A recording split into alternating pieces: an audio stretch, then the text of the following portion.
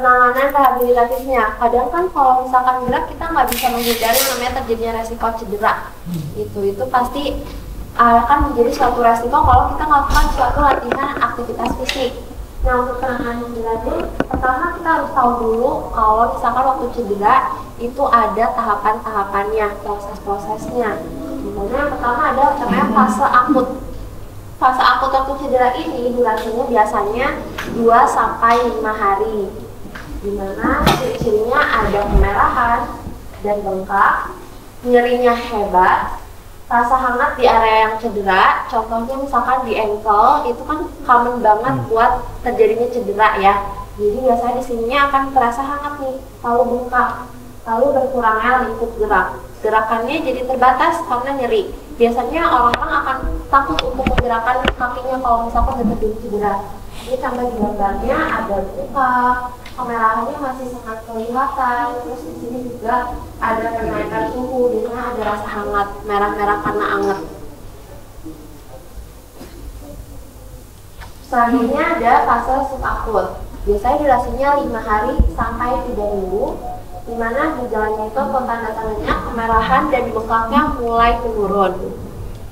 Lalu nyerinya juga berkurang, memar berwarna kuning, hijau atau coklat. Yang tadinya mungkin warnanya lebih ungu, pekat banget warna memarnya, ini bisa berubah jadi kuning, hijau atau coklat. Dan lingkup geraknya bertambah. Yang tadinya nggak bisa nekuk kayak gini sama sekali, misalnya cuma diem aja, udah mulai bisa angkat gitu, kayak gitu. Bisa dilihat ada kehijauan, kuning, terus bisa ada di coklat di area memarnya. Selanjutnya ada fase kronik, di mana bisa lebih dari 3 minggu. Untuk fase-fase ini sebenarnya tergantung dari misalkan bapak atau ibu yang mengalami cedera ini penanganannya kayak gimana. Di fase akut tadi, bengkak, itu bisa durasinya lebih lama daripada 5 hari kalau misalkan nggak ditangani atau didiami aja. Dan fase subakutnya juga bisa lebih lama lagi gitu. Untuk fase kronik ini lebih dari 3 minggu. Biasanya kemerahan dan bengkaknya hilang, nyeri pada akhir gerakan, kemarahan juga sudah hilang. Nah, tapi ada PR juga di fase kronik karena biasanya ada aktivitas yang kurang nyaman. Biasanya ada rasa kayak mengganjal di area kakinya, terus ada nyeri kalau misalkan udah jalan lama karena pasca cederanya itu belum teratasi dengan baik pas rehabilitasinya. Untuk rehabilitasi fase akut, kita bisa melakukan dengan yang namanya RICE. Ada protect, pertama dilindungi, kakinya nggak apa-apa, nggak usah digerakin dulu. Yang penting jangan sampai terbentur ulang atau ada cedera ulang waktu fase akutnya. Terus rest, istirahat, boleh diistirahatin dulu kakinya. Lalu ice, bisa ditempelkan ice, jadi es di gulung handuk atau kain, bisa kayak ini juga. Terus ditempelin di area yang cedera, yang nggak nyamannya. Itu bisa 12 sampai 20 menit. Lalu kompres, bisa dengan menggunakan bandage, digulung bandage. Jadi esnya juga bisa ditaruh nih di dalam, terus digulung bandage di area yang nggak nyamannya, di area cedera. Lalu yang ketiga juga elevasi, dengan menaikkan kaki lebih tinggi daripada jantung. Kenapa? Karena biasanya ada bengkak di area, misalnya di area bawah, kayak di ankle tadi ada bengkak. Dengan menaikkan ini kita bisa memperlancar sirkulasi darah, bengkaknya juga bisa mengalir ke area jantung, jadi lebih baik dan bengkaknya bisa lebih turun. Oke, selanjutnya fase akut. Ankle-nya, atau ini contohnya adalah cedera di ankle dulu ya. Jadi ankle udah mulai bisa digerakin, harus digerakin secara aktif pelan-pelan ke atas, ke bawah, walaupun masih ada nyeri. Bisa juga dengan melakukan latihan kekuatan yang tipe isometrik, jadi nggak perlu ada gerakan dulu nih, nggak perlu melakukan kayak misalkan squat gitu, jangan dulu. Hindari latihan yang berat. Squat juga kan ada tumpuan di kaki kan soalnya, jadi bisa dulu juga dengan menggunakan resistance band. Contoh resistance bandnya bisa dari Moira Fit, itu salah satu brand yang mengeluarkan dari resistance band. Karena kenapa? Perlu banget untuk meningkatkan kekuatan otot pasca cedera. Kalau misalkan kekuatan ototnya menurun, nanti aktivitasnya akan terganggu soalnya.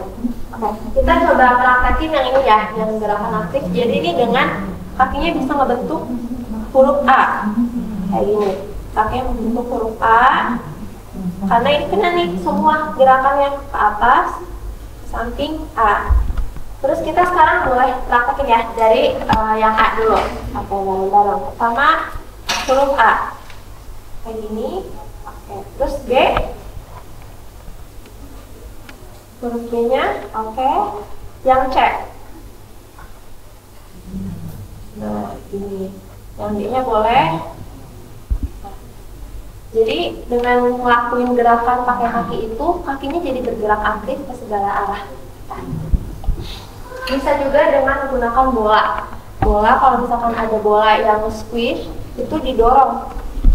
Itu kita melatih kekuatan dari ankle, tapi nggak ada gerakan. Jadi tanpa gerakannya itu statis, diam, cuma ngedorong. Tapi ototnya tetap kontraksi atau tetap kerja. Gitu. Untuk fase selanjutnya, kita mulai latihan ke aktivitas dan fungsional dari kaki tersebut, dari ankle-nya. Bisa dengan resistance band, ditarik, terus didorong ke bawah. Kayak gitu. Ditarik lagi, didorong ke bawah. Gitu. Atau bisa dengan calf rise, jadi pegangan ke dinding, terus di gitu. Jadi bisa ini, terus naik ini. Gitu. Atau kalau misalkan keseimbangannya bagus, boleh kayak gini, pelan-pelan. Bisa juga kalau di rumah pakai kursi aja di depannya. Diulangi 10-20 kali sesuai repetisi yang sudah dijelaskan sama coach. Selanjutnya side step. Misalkan ada tangga di rumah atau ada bantalan yang lebih tinggi, boleh seperti ini. Gitu. Tapi usahain jangan ditutup. Ini kan kalau ditutup bisa pakai stepper.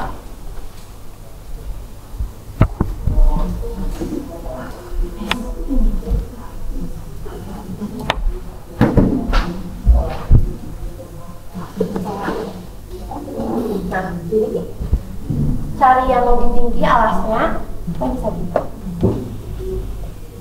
Kalau bapak ibu takut jatuh, bisa pakai kursi di depannya sambil pegangan. Jadi lebih ada yang ngejagain. Kayak gini ini melatih dari ankle-nya, ototnya juga kan ada pembebanan nih. Mulai ke otot paha depannya kayak gini. Terus dari otot paha belakangnya juga pas seperti gini berasa kayak gitu ngangkat. Jadi ada latihan kekuatan ototnya juga.